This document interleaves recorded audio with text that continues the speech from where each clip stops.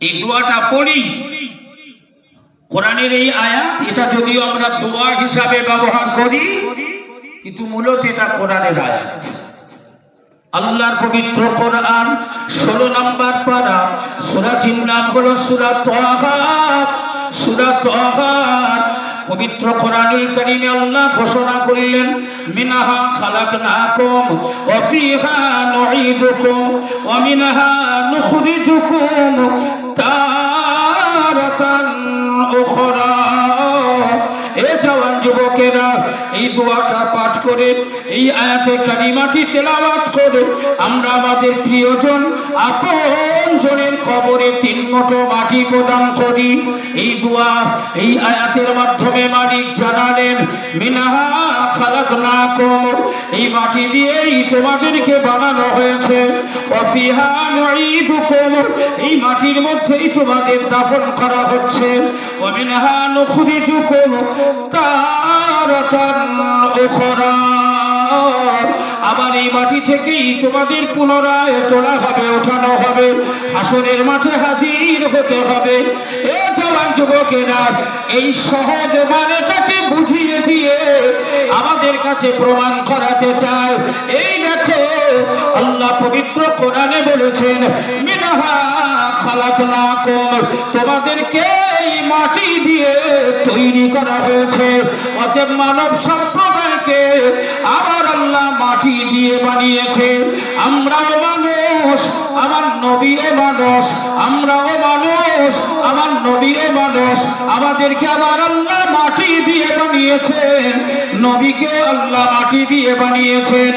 আমরা যেমন খাই ঘুমাই, নবীও তেমন খাওয়া দাওয়া করতেন, ঘুমাতেন। আমরা যেমন সংসার যাপন করি, নবীও সংসার জীবনে পা রেখেছিলেন। আমাদের যেমন বাচ্চা কাচ্চা হয়, আমার রাসূলুল্লাহ তেমন বাচ্চা কাচ্চা হয়েছিল। আমরাও যেমন নাপাক হই, আমার নবীও তেমন নাপাক হতো। অতএব আমরাও যা, নবীও তা, আমরাও মাটির তৈরি, নবীও মাটির তৈরি। দলিল হলো কোরআন। এখন অস্বীকার করতে পারবে? ঠিকই তো বলছে রে, এই মাটির তৈরি, আমরাও মাটি, নবীও মাটি। কিন্তু আমরা সারা জীবন বিশ্বাস করেছি, আমাদের আকাবির, আমাদের পীর মুর্শিদরা আমাদেরকে শিখিয়েছেন নবী নবীর তৈরি। এই সহজে আমরা মানার পাত্র নই। এই যদি এই লাইটটা ঘুটিয়ে দিবে, উঁচু কর দাও, উঁচু কর দাও, চোখে লাগছে। ব্যাস, এটা একটু ঘুটিয়ে, এটা আমাদের এই মসজিদে হচ্ছে।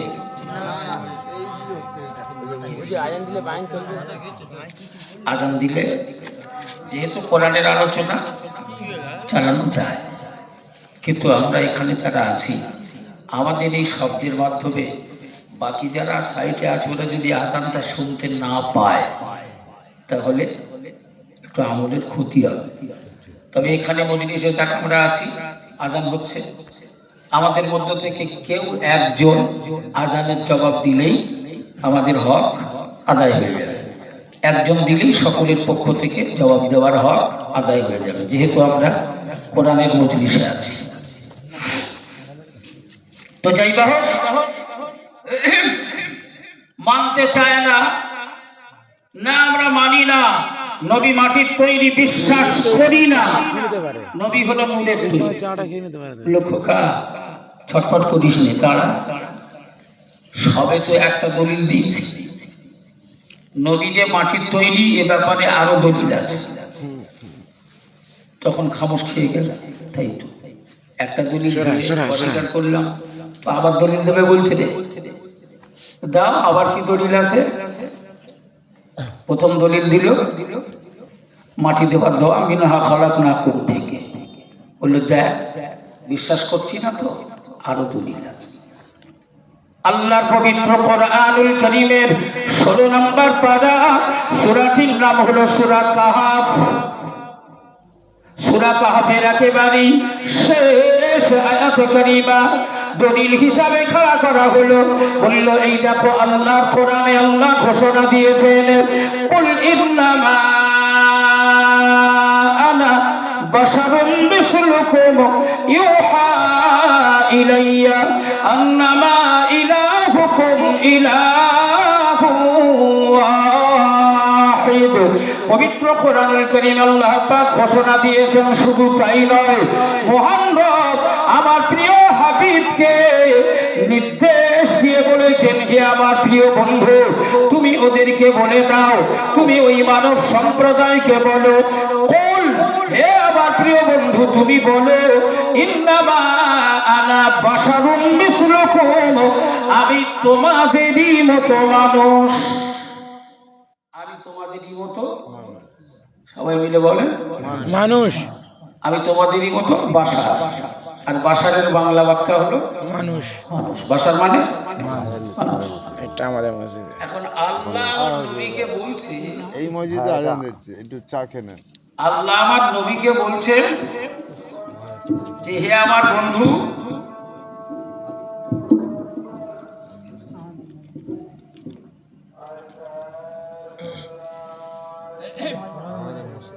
চা কেনা হয়ে যাচ্ছে। যদি বলেন আল্লাহুম্মা আমিন। যাই বাবু বললেন যে কোরআনে আল্লাহ আমার প্রিয় হাবিবকে নির্দেশ দিচ্ছে, হে নবী তুমি বলো আমি তোমাদেরই মতো বাশার। আর বাশারের বাংলা ব্যাখ্যা মানুষ। অতএব ওখানে তো একটু আলাদাভাবে দলিল ছিল যে আমরা মানুষ, নবীও মানুষ। আর এখানে ডাইরেক্ট নবীকে নির্দেশ দেওয়া হচ্ছে, হে নবী তুমি বলো আমি তোমাদেরই মতো বাশার।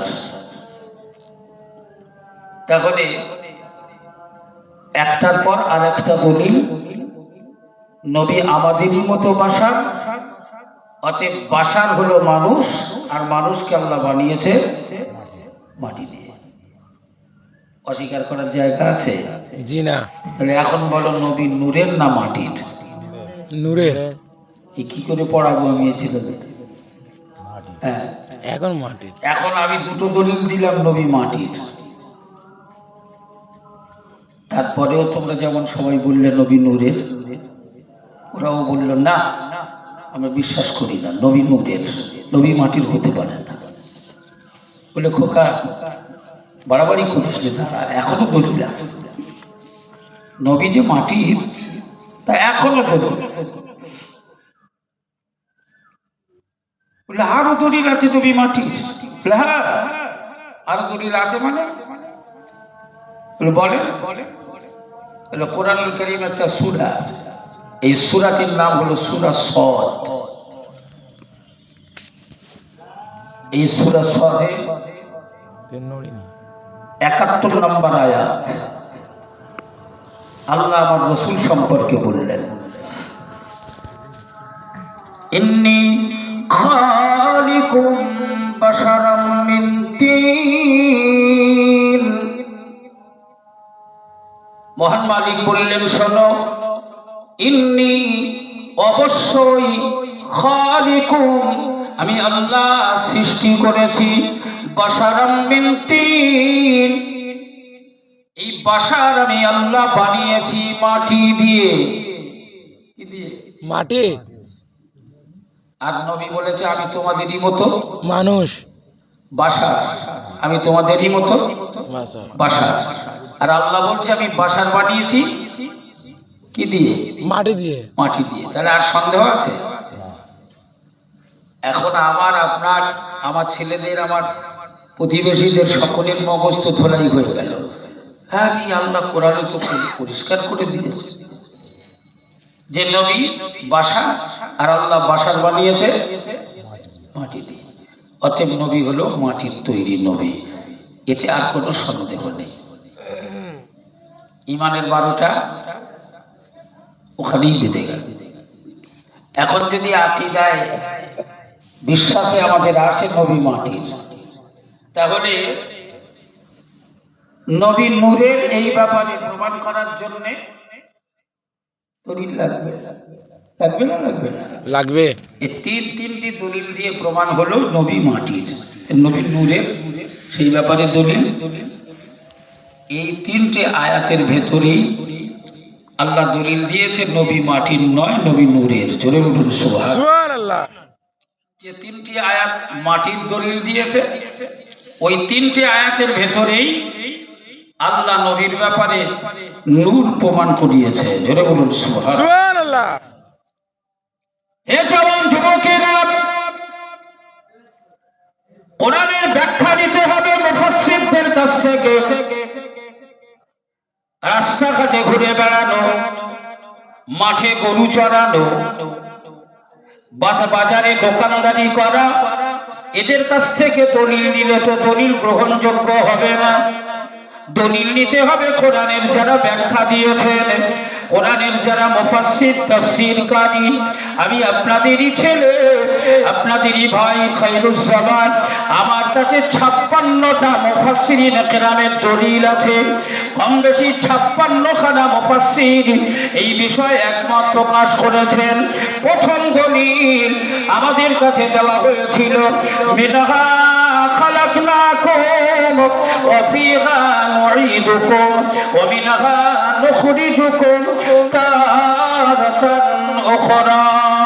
প্রথম দলিল দিয়ে আমাদেরকে বোকা বানানো হয়েছিল। বলা হয়েছিল, এই দেখো আল্লাহ বলেছেন মিনহা খালাকনাকুম, আমি তোমাদেরকে মাটি দিয়ে বানিয়েছি।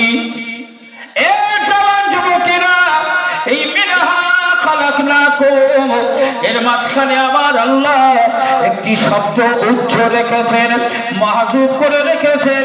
এটা আসলেই মিনহা খালাকনাকুম নয়।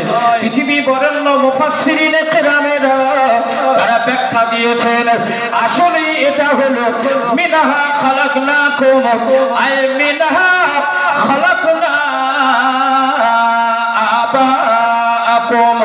এই আবা শব্দটি আল্লাহ মাহজুব রেখেছেন, উচ্চ রেখেছেন। মহান মালিক ক্লিয়ার করে বলেছেন, হে পৃথিবী মানব সম্প্রদায়েরা, আমি আল্লাহ তোমাদের কাছে এই মর্মে মেসেজ দিলাম, মিনহা খালাকনা আবাকুম, আমি আল্লাহ এই মাটি দিয়ে তোমাদের সকলের পিতা, তোমাদের সকলের বাবা আদম শফিউল্লাহকে আমি আল্লাহ বানিয়েছি। কেবলমাত্র সৃষ্টি জগতে পৃথিবীতে যত মানব বানিয়েছি, পৃথিবীতে যত মানবী সৃষ্টি করেছি, আমি আল্লাহ একমাত্র এই মানব জাতির আদি পিতা, মানব জাতির মানব সম্প্রদায়ের বাবা আদম শফিউল্লাহকে আমি আল্লাহ মাটি দিয়ে বানিয়েছি। আদম ছাড়া আর কাউকে আমি আল্লাহ মাটি দিয়ে বানাই নাই। এটাকে গোপন করে ব্যাখ্যাটাকে ভুল ব্যাখ্যা দিয়ে আমাদেরকে বোঝানো হলো আল্লাহ আমাদেরকে মাটি দিয়ে বানিয়েছেন। আল্লাহ, আমরা সবাই মিলে বলো তো, আমরা এটুকু জানি যে আমরা মাটির তৈরি, বিশ্বাস করি। একটা দলিল আমায় দিতে পারবে যে আমরা মাটির তৈরি, আল্লাহ আমাদের মাটি দিয়ে বানিয়েছেন? মালিক বলেছেন, আমি তোমাদেরকে বানিয়েছি কি দিয়ে? ইন্না খালাকনাকুম, অবশ্যই আমি মালিক তোমাদেরকে বানিয়েছি মিন নুতফা, এক ফোঁটা নাপাক পানি। মহান মালিক বললেন, শোনো, আমি মালিক তোমাদেরকে বানিয়েছি। ইয়া আইয়ুহান নাস ইন্না খালাকনাকুম মিন যাকারিন ওয়া উনসা। হে পৃথিবীর মানব সম্প্রদায়েরা, অবশ্যই আমি মালিক তোমাদেরকে বানিয়েছি একজন পুরুষ এবং একজন নারীর মাধ্যম হতে। গোটা পৃথিবী বরেণ্য মুফাসসিরিনে কেরামেরা ব্যাখ্যা দিয়েছেন, একজন পুরুষ এবং একজন নারী, তারা হলেন আদম শফিউল্লাহ আর আম্মা জান মা হাওয়া। আদম আর মা হাওয়া। কথা বলেন, আদম আর মা হাওয়া। আচ্ছা, এটা হাওয়া না হাওয়া? হাওয়া। সবাই মিলে বলেন হাওয়া। হাওয়া। আমরা অধিকাংশ মানুষ কি বলি? হাওয়া। আসলে এটা হাওয়া। এটা আমাদের মসজিদে আর আল্লাহ এই আম্মাজানের নাম হাওয়া রাখলেন কেন? আর কি অন্য নাম ছিল না? হাওয়া এই শব্দটা, এই নামটা আল্লাহ কেন রাখলেন?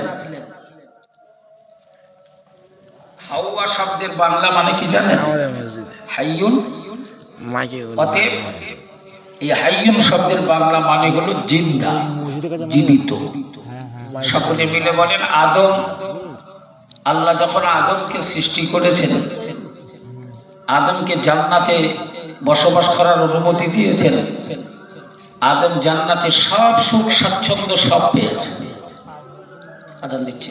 আর এই মসজিদ আমাদের পাড়া মসজিদে